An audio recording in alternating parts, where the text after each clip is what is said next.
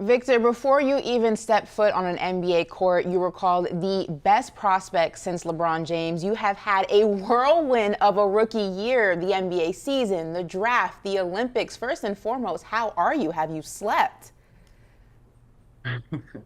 I'm good. You're right. It was a intense year, even more intense summer. But I take my recovery and work really seriously, so I'm all good, mentally and physically.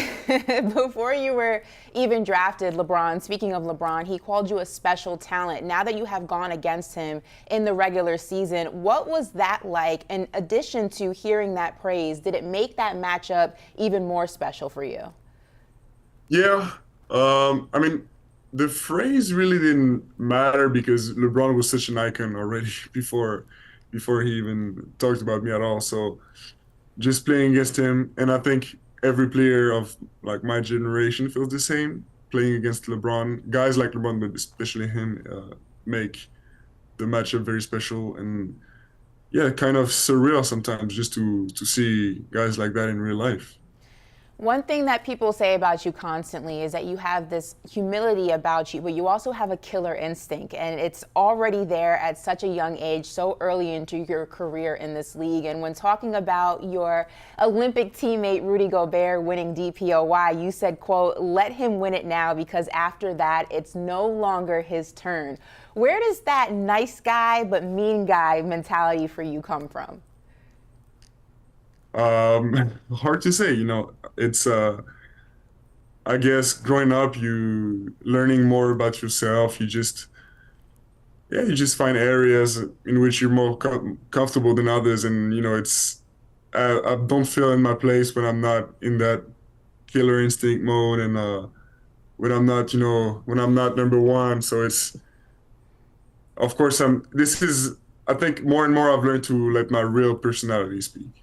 I mean, let's talk about the Olympics. Incredible, incredible run. Obviously, it being in Paris made it extra special. You guys came in second. You got the silver. When talking about the Olympics and recapping it on your Instagram, you said it's just the beginning. Do you think that France is ready to supersede the U.S. when it comes to the dominant team when we talk about basketball on a global scale? So I do not think France is ready, no, because we got a new generation coming up. We we had a pretty successful generation of vets. That's some of them are retiring now. I'm thinking about Nick Batum, of course, TP, who already retired some years back, and I think now we got new generations of guys coming up. The last two number one picks were French. The second pick in this year's draft were French. I think we had like three in the top 10. So that's I'm really really confident in what our country is doing in terms of basketball development. So I don't think we're ready, but I think we will one day. Do you think that the rest of the world is starting to catch up to the U.S.? I mean, we saw some nail biters in this past Olympics. Going into 2028 in LA, do you think that it's going to be a lot harder for U.S. to walk away with the gold despite it being easier for them in previous years? I think, yeah, I think the like international basketball is definitely catching up, and maybe more slowly in FIBA competitions than it is in the NBA. I think I mean we've seen it, of course, the last MVPs, they're all foreign players, and European players, but I think it's going to be a slow process, but everybody, it's normal that everybody gets better as the technology gets better, the infrastructures get better all around the world. So it's of course USA has been winning most if not almost every time the past Olympics and international competitions, but it might not be the case anymore. I want to give you a chance to brag about one of your teams, PSG. They're off to a great start. I mean, how are you feeling? Feeling great, feeling great. The it's every year we think is finally the year for the Champions League, but So this year's not going to be any different for me, for my expectations. I hope PSG wins it all, but you know, I've learned to manage my expectations for them. Listen, if they The need whole if they need backup, I saw the video of you on the beach playing yeah. soccer. They can call you and you can go ahead and help them, meet expectations this time around. Yeah, I'm ready. I'm ready. I'm ready. I'm moving to my contract. I want to talk about a new teammate of yours, Chris Paul, going back to basketball. Obviously, the point guard, he is, when you think about the point guard position, you think about Chris Paul. What do you think having him as a teammate is going to do for your development, not only as a player this season, but just overall? Just, I think, I mean, even now looking at the rest of the league, I don't see many guys who could bring the same amount of knowledge about the game as him.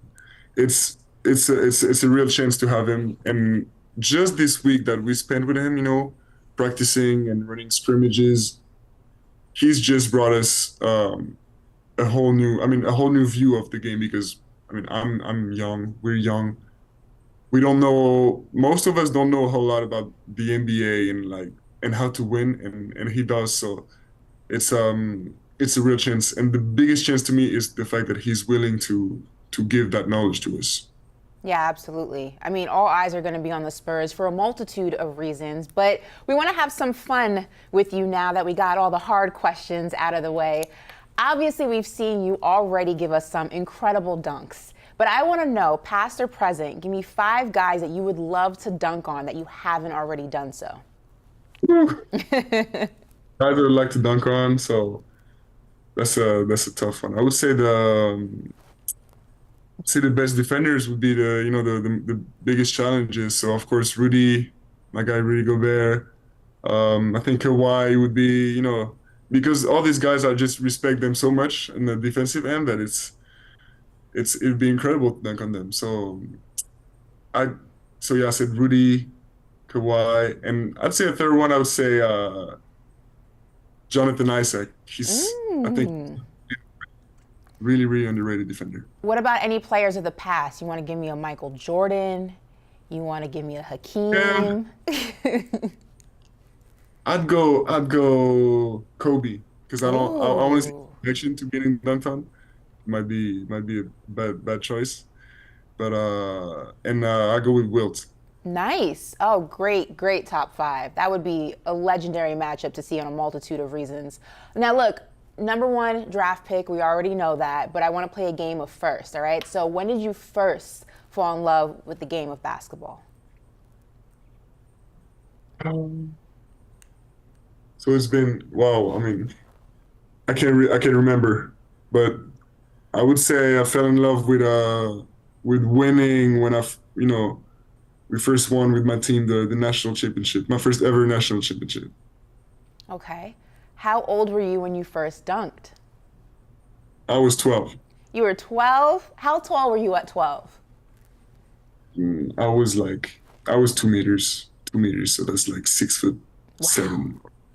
I wasn't nearly that tall. I'm only 5'7". I never reached that height. What was your first big NBA purchase? My first big NBA purchase was probably just you know, a house for my parents and for me. So that's 2 big purchases right here. That's they're very big purchases. And when was the first moment that you felt like you really belonged in the NBA or that you have arrived? You know, I think I actually think like watching highlights and watching like my own highlights, it reminds me, also in when in tough moments or when we lose, watching my own highlights sometimes reminds me that, you know, it is possible to win in this league. It is possible to do this type of plays and to have this type of presence in this league. So yeah, sometimes I feel good watching my own highlights. Is that still surreal for you, being able to just type in Wemby highlights and then it pops up and it's in the NBA? Yeah. Yeah, so it's that crazy. Like the other day, we were just trying to see something about the jersey, so I can just type my own name. It's kind of crazy, yeah. Dreams come true, I'll say that much. Listen, I want you to go ahead and play GM. I know you're used to dealing with GMs, but right now you're going to be the GM. Build an 82-0 team with you at center. So give me your point guard.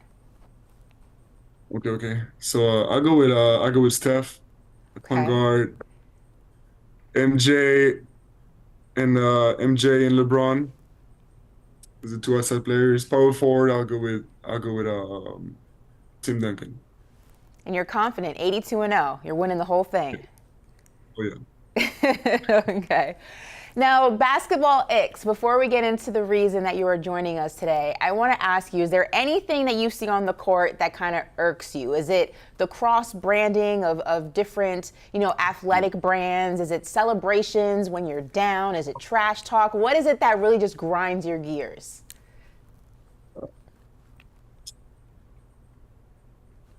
There is definitely some stuff that does. Yeah, celebrating when you're down is it's kind of weird. But I'd have to think about this one, but there is a lot of stuff that sometimes you're like, shit, why would you do that? Yeah. Spoken like a true killer. I like that. Listen, Barcode Performance Water, you are joining us today on behalf of them. You have been an investor of the brand, but now the Spurs are joining you as an exclusive partner of the brand, joining other teams throughout the league, rather, who are already exclusive partners. Tell me what we can expect from this partnership. What we can expect. So you'll see Barcode a lot more, and I think the fact that more NBA teams are joining is one more step for Barcode to become a leader in the whole industry of course hydration and sports drink. But so what you can expect from this partnership is you'll see a lot more of it, especially at games. Well, that's good. And we want to wish you here a very healthy, successful season, and we wish you the best of luck, and the Spurs as well. Thank you. Thank very you. much.